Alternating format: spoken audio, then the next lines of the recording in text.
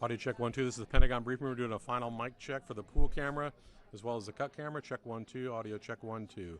Check 1 2. This is the Pentagon briefing room. Doing a final mic check. This is the chairman's mic. Check 1 2. Check 1 2. Pool good? Is the pool good?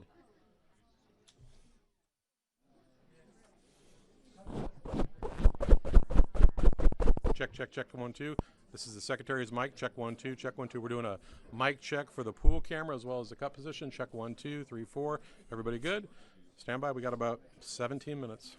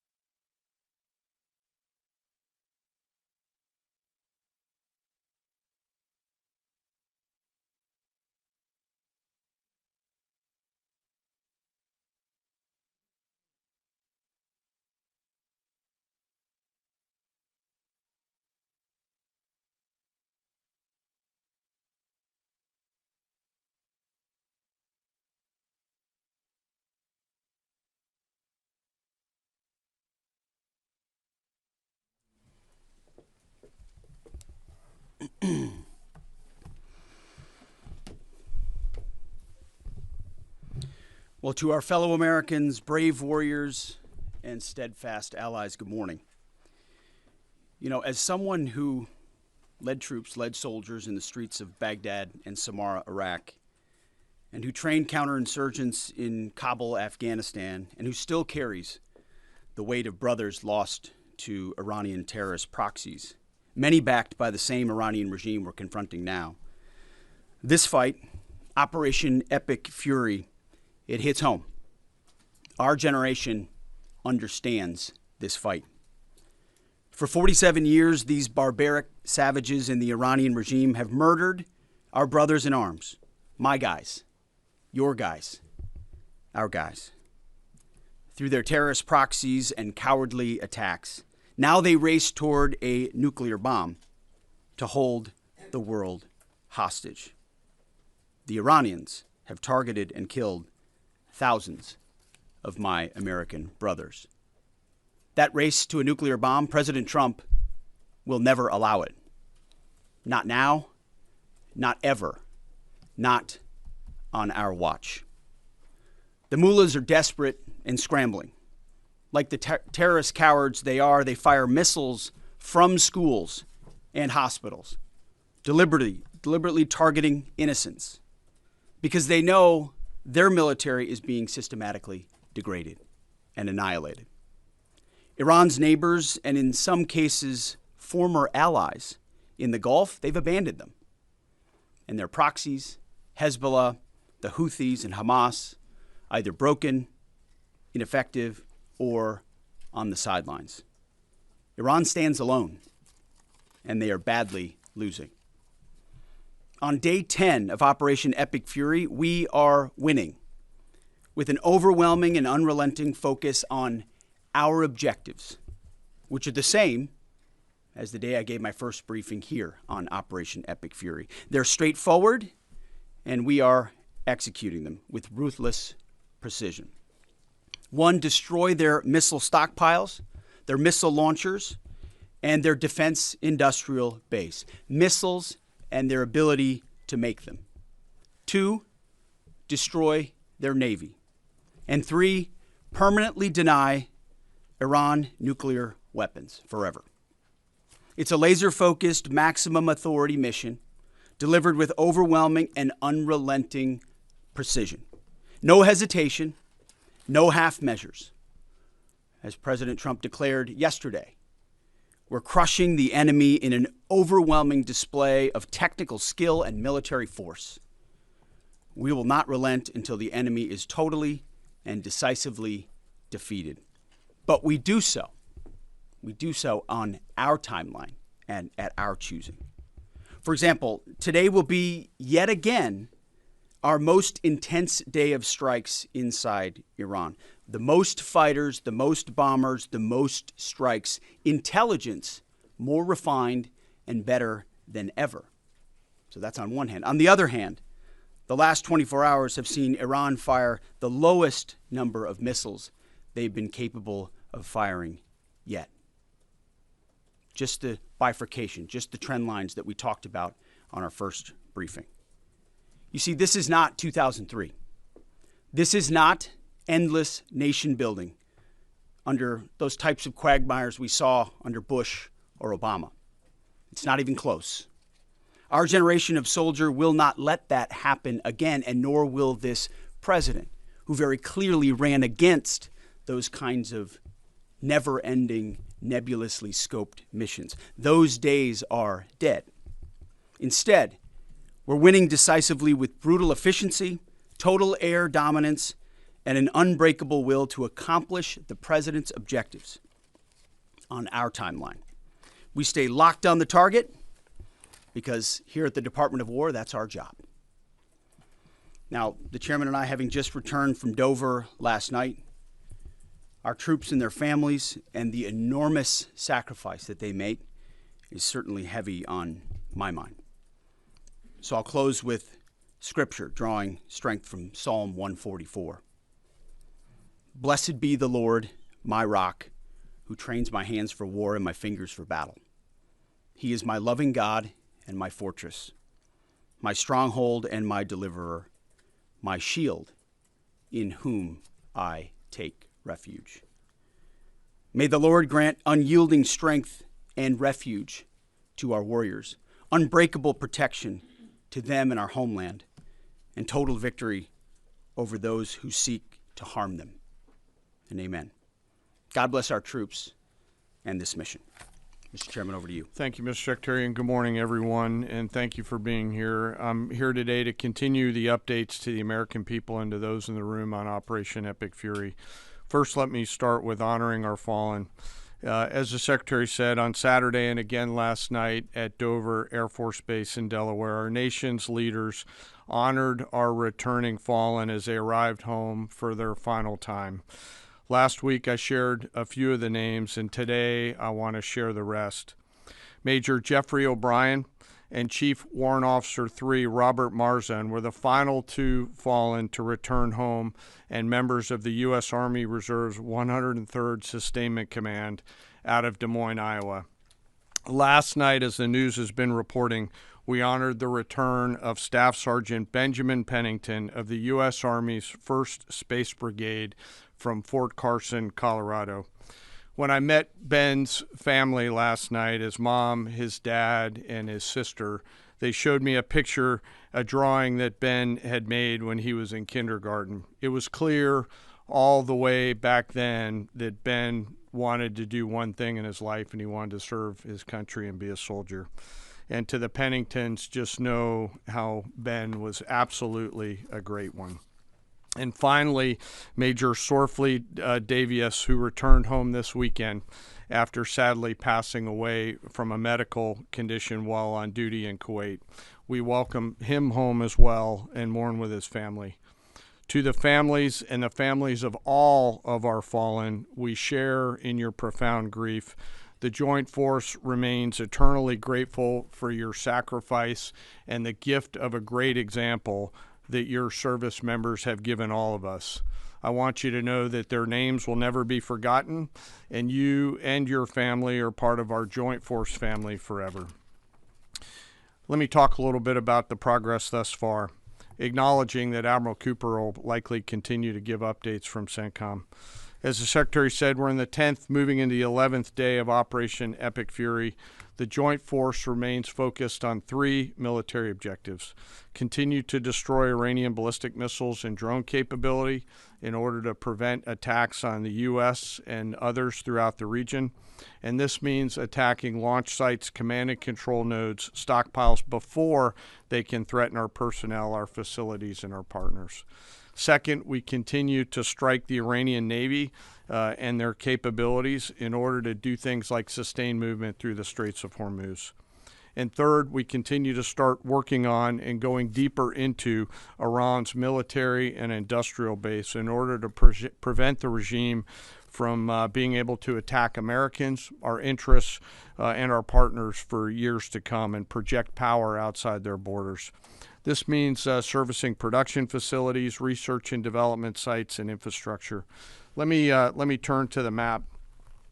We're going to try digital today to prevent laser injury. Since our last update, CENTCOM continues to make progress across the southern flank. To date, they've struck more than 5,000 targets. U.S. Strategic Command bombers recently dropped dozens of 2,000-pound GPS penetrating weapons on deeply buried missile launchers across the southern flank.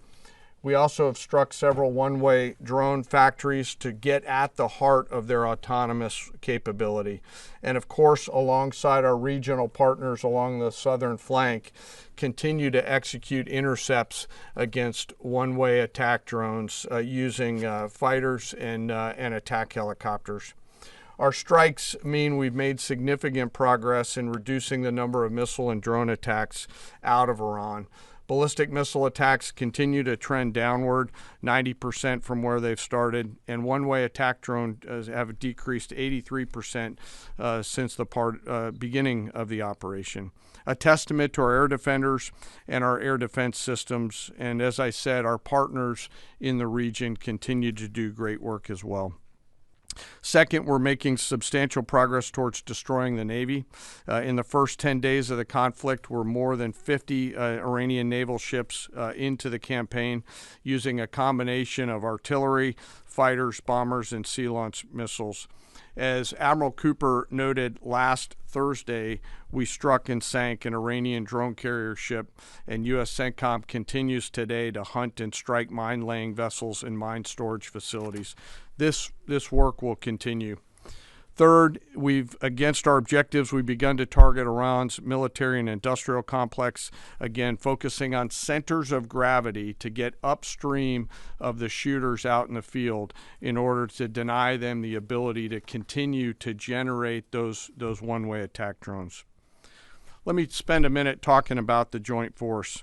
Across the area of responsibility, this is gritty and tireless work, and I cannot begin to explain how incredibly proud I am of the extraordinary courage, tenacity, and grit and professionalism within the Joint Force. Last time I had a chance to talk about the Army's incredible logisticians who are out there sustaining the fight. Today I want to highlight a few groups of sailors. First, I want to thank the men and women of the Ford Carrier Strike Group and their families, and let all of them know how grateful I am for their leadership and service. The crews on board this strike group have already been endured months at sea only to get their deployment extended. These exceptional Americans, rogered up, all supported by their families, continue to stand the watch, taking the fight to the enemy over and over again, night after night. Aboard ships like the USS Ford and the Abraham Lincoln are a special group of sailors I want to highlight today. These are the men and women, the sailors up on the roof running operations on the flight deck. With an average age of the early 20s, these are the unsung heroes of naval aviation. These young sailors, known for wearing yellow shirts, are in charge of the catapults, taxiing jets around on the flight deck, shooting jets off the front end, and recovering jets off the back end. They are literally involved with every single movement on the roof on an aircraft carrier. They are the last ones that a naval aviator sees before getting shot off the front end, and the first one that a naval aviator sees after safely trapping on the back end. And just for a minute, imagine you're standing on that aircraft carrier flight deck. There's 30 knots of wind in your face. The deck is slippery, covered in grease. It's noisy. There are propellers spinning. There's jet blast everywhere. The helicopters are running. Your head is on a swivel, and you're trying to direct a multi-million-dollar fighter into a 1-foot square box so that those naval aviators can be shot off into the black of night to go do America's work. Those jets are fully loaded with missiles and bombs, and they are a world-class team combined with the naval aviation and the aviators in those jets. This beautiful symphony of American spirit is the definition of perfectly organized chaos, and these crews do it every single time the carrier is at work. Oh, by the way, in the middle of the night and oftentimes in the pouring rain. These are dedicated young people who take the road less traveled to serve their great nation, doing the deeds that we need them to do. America's enlisted force is the pride of every nation's military, certainly ours, and the envy of every other one as well. Each and every one of them out there across the Joint Force are extraordinary, and in particular today I want to highlight the yellow shirts. Ladies and gentlemen, our work continues. It'll continue to be difficult. I ask every American to keep our deployed force and their families in our thoughts. Combat deployments can be tough on the force and the families, and it's important that we continue to remember that. I remain deeply humbled by the 2.8 million members of the Joint Force, and I'll end where I started, and that's remembering our fallen and their families whose sacrifice will be felt forever. And with that, I'll take some questions with the Secretary. A beautiful symphony of American spirit. Well said, Mr. Chairman. Thanks, sir. And I will just note that no other country in the world is capable of executing what the chairman just described, day after day, night after night, unrelenting. Well said. Thank you. Yes, sir. Alexandra Ingersoll, One America News. You talked, Mr. Secretary, you talked at the conference in Florida on Thursday that there was a 90% missile capabilities degradation and 83% drone degradation, and I know the chairman just repeated those numbers. We've seen the most amount of fighting these past 5 days. Is there any update to those percentages? And also, are you able to give any quantification of degradation to the enemy's nuclear capabilities yet?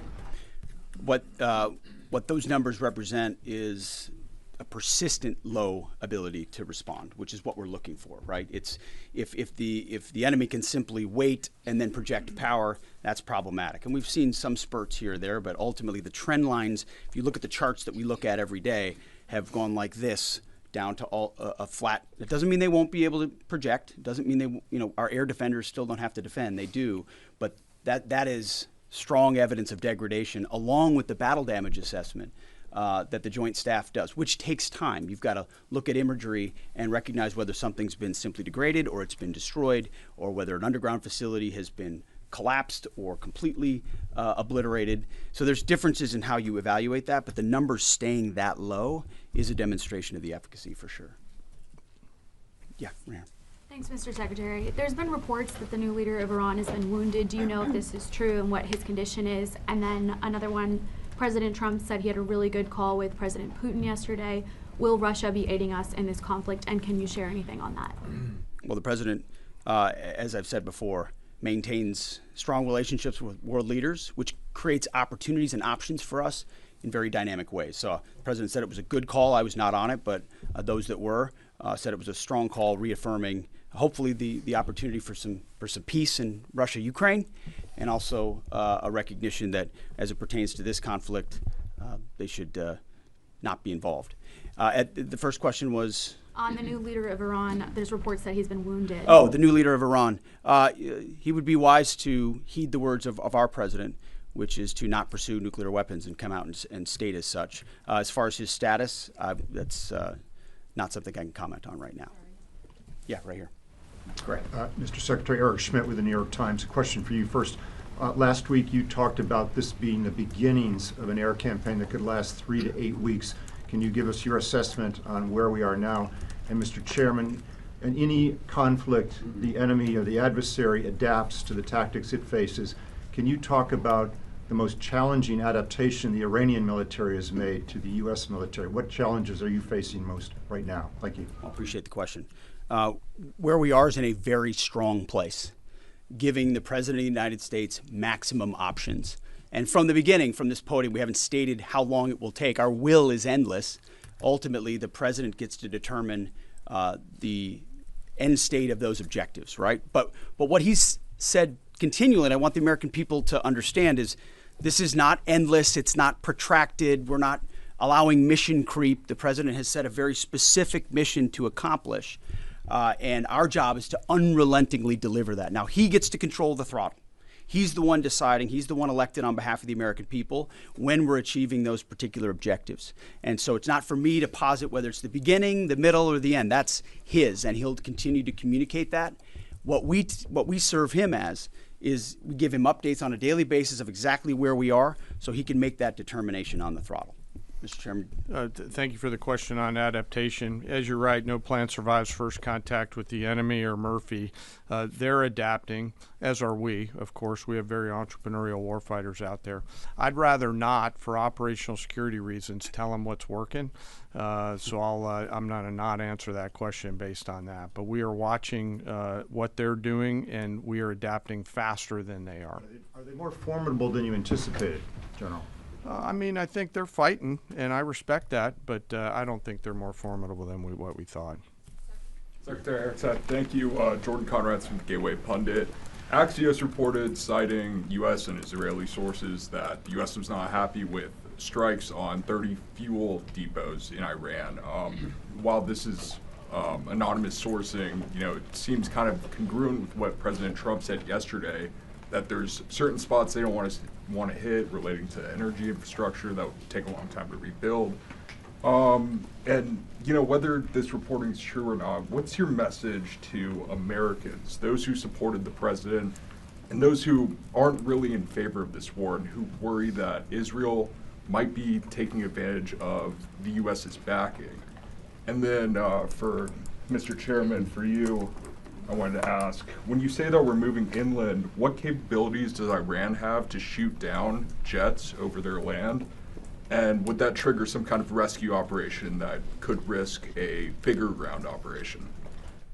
Well, I would just state by saying Israel's been a really strong partner in this effort. Where they have different objectives, they've pursued them. Ultimately, we've stayed focused on ours. But what Iran has felt is the power of the world's two most powerful air forces. In that particular case, those weren't our strikes or that objective, or that wasn't necessarily our objective.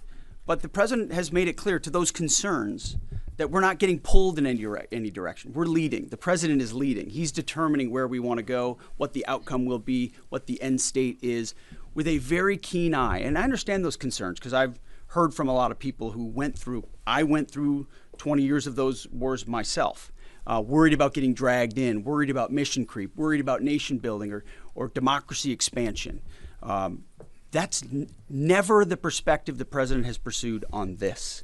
Just because previous presidents and previous secretaries have decided to just pour more resources and more people in toward some unguided end state doesn't mean that's the way the world needs to look today. In fact, the American people voted for a different approach. But what the president also stated from the beginning was Iran can't have a nuclear weapon. And it's one thing to say it. It's easy to say. Anybody can say that. I mean, Barack Obama said that. But to do something about it takes courage and resolve. But in that courage and in that resolve, you can also be very scoped in what you're trying to execute to ensure that the sacrifice of Americans, American treasure, American lives, all of those properly meet the objective that you're trying to accomplish. And certainly, as someone I talked out front about what the Iranians have done to our generation, yes, we're clear-eyed about it. But my job is to keep it scoped, given the directive of the president to accomplish the mission. Thank you for the question. Most of their higher-end surface-to-air missile systems are not factors at this point in time. We're able to move around fighters that are moving deeper with relative impunity. Always some risk out there. I don't want to say that there isn't, and we'll always maintain and retain capability of doing search and rescue type of things. But I don't want to get into the details. But thank you for the question. Shelley. Thanks, Mr. Secretary. President Trump told our team on the ground early this morning that the thing that has surprised him the most during the course of this operation so far has been the Iranian regime attacking countries that are not attacking them. I'm curious if that surprised you as well. And General, curious if you were open to the possibility of escorting vessels through the Strait of Hormuz, and if you could describe some of the challenges of doing so. Big mistake by the Iranian regime to start targeting its neighbors right away, exposing who they are and what they're all about, indiscriminate targeting, flailing recklessly at the beginning. I can't say that we anticipated necessarily that's exactly how they would react, but we knew it was a possibility. And I think it was a demonstration of the desperation of that regime then and that regime now, that they still think their pathway out is to try to alienate their Arab partners even more, who've instead decided to come to us and have been willing to go on the offense, have been giving us access, spacing, and overflight in a new partnership that will continue to remake the region the way that President Trump did with the Abraham Accords. So you're pushing those countries in our direction to support this effort, further alienating Iran. And I think it's worth underscoring. I see in the media banners that say, war expanding or war spread. It's actually the opposite. It's actually quite contained, and more of those countries are coming on side, recognizing that you can't live under a conventional umbrella with nuclear ambitions with a radical regime like that. Again, properly scoping the objectives in the process. And then you want to talk about the Strait? Sure. On the potential, if tasked to escort, we'll look at the range of options to set the military conditions to be able to do that. And then, like we always do with every potential mission, come to the Secretary and the President with both what are the resources required, what is the command and control required, and what are the risks, and how do we mitigate those risks. So we're looking at a range of options there, and we'll figure out how to solve problems as they come to us. But I would reiterate also to add to what the chairman said, the truth the president posted last night about that, saying if Iran does anything to stop the flow of oil within the Strait of Hormuz, they will be hit by the United States of America 20 times harder than they have been hit thus far. He goes on to say, death, fire, and fury will rain upon them. You've seen the truth and read it. But he takes very seriously the condition of that straits. We have capabilities that no other nation on earth has, and we're certainly working with our energy partners across the administration to control for that. That's part of that scoping of this. The world needs to understand this doesn't have, this isn't intended to be, nor is it something that will expand. We know exactly what we're attempting to achieve here, scoped properly, and the American people can count on that for sure. Thank you so much, Secretary Hegseth. President Trump has long said that he wants to minimize the loss of life in war, which wherever it occurs in whatever country, which so many people obviously appreciate. Can you detail the specific measures the Pentagon is taking to minimize civilian casualties and strikes inside Iran? And secondarily, is the Pentagon prioritizing replenishment of precision-guided munitions, long-range strike weapons, or air defense interceptors? And can you share any details on which systems are being prioritized? Yeah, seeing it from the inside every single day, including this, no nation takes more precautions to ensure there's never targeting of civilians than the United States of America. From the boat strikes in the Caribbean, where every single strike is assessed to this campaign here, no nation in the history of warfare has ever attempted in every way possible to avoid civilian casualties. And frankly, that's a point that just isn't appreciated enough. Where things happen that need to be investigated, we will investigate. To the question shouted in the back, that it's not open source is not the place to determine what did or did not happen. We take things very, very seriously and investigate them thoroughly, which takes time, and which is why it does take time. But ultimately, unlike Iran, who targets civilians indiscriminately, who we've seen in the intel moving rocket launchers into civilian neighborhoods, near schools, near hospitals, to try to prevent our ability to strike. That's how they operate. And then they set the targeting of drones and missiles toward civilian targets, hospitals, hotels, airports. CENTCOM's been very good about putting that information out. That's how terrorist regimes fight. They target civilians. We do not. And I can tell you this administration and this Pentagon focuses on that very, very closely. Go ahead, you right here. will hold someone accountable if it turns out that that was a This US morning, mission that hit the the school? Iranian government is saying a lot. They continue to say they're prepared for a long war. If that's the case, what could you tell the American people as far as the steps the Department of War is taking to make sure our troops have the protection and the resources they need as the mission continues? I think there's one thing I can sleep quietly at night knowing is that we're giving every resource humanly possible to our troops on the front lines to ensure they're protected. In fact, as I said in that first press briefing, even before we set the offense, we set the defense. We made sure we had the ability to defend, and then we moved as many Americans off the bases and into other places as possible. So as this progresses, the chairman, or the question was asked of the chairman about how the enemy adapts. Well, of course, we adapt too in real time. And to watch our warriors iterate on air defense and interdiction, on drones and missiles and how we get after it, it's incredible how they refine the tactics, bring in new assets to find different ways of getting at emerging technologies. So that is one of the things we're laser focused on every day. Yes, we're going on offense more effectively than any country in human history, but we're also ensuring that in every way possible we're defending the best Americans we have who wear our uniform, no doubt. Let's do one more. Thanks, Secretary Hegseth. The president has indicated that maybe the operation will wrap up sooner than he thought it was going to. What's the plan once the U.S. stops military action? Will the U.S. play a role in the aftermath, or will they leave Iran to sort it out? Ultimately, the aftermath is going to be in America's interests, our interests. We won't live under a nuclear blackmail scenario of conventional missiles that can target our people. which is why the objectives have been scoped from the beginning. Missiles, missile production, a defense industrial base, Navy, all in service of ensuring they don't have nuclear power projection capabilities. That's what matters to President Trump. That's what matters to the American people. And ultimately, that's why we're so laser focused on ensuring those objectives and those objectives alone are met. Thank you. Appreciate it. Thank you.